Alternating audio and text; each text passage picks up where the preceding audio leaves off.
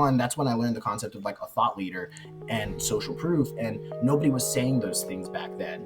And now everybody's saying it because it's such a buzzword. But back then it actually was just like, yo, when you have the ability to think for yourself, you're a thought leader. When you can create content by just thinking and it makes sense and people resonate with that, that's thought leadership. Now it's like, oh, hey, sign up for this 3-month course and we'll teach you how to be a thought leader. Like, the fact that you're even doing that means you're not a thought leader, first of all, okay? Like, period. So what you were talking about specifically, though, was like what we call in like Web3 and everywhere else, but specifically in Web3, the terms that are being thrown around is brand awareness and activation. Yes. How do we get people to become aware, and how do we get them to do something with that, right? And so for me, it's actually really easy because I believe in what I call like the rule of 7.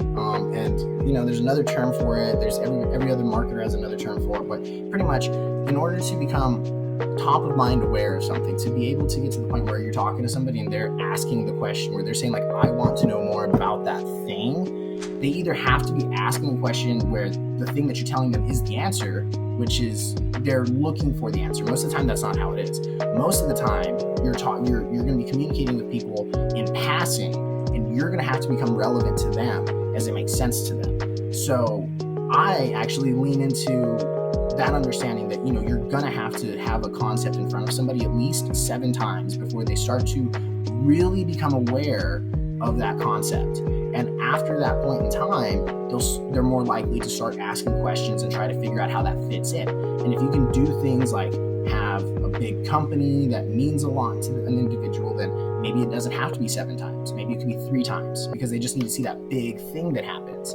So what I've been leaning to is the fact that it's not really going to be me that makes the awareness happen, because it's happening everywhere around us.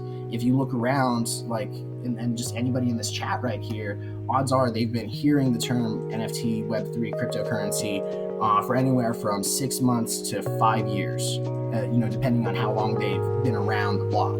And it's that amount of time, and it's the fact that they've been in that space for that long that allows me to know that, hey, they've probably heard these terms. I don't need to be the first person that says NFT to them and be like, hey, big flashy sign, NFT, do you know what that is? Like, that's not going to work.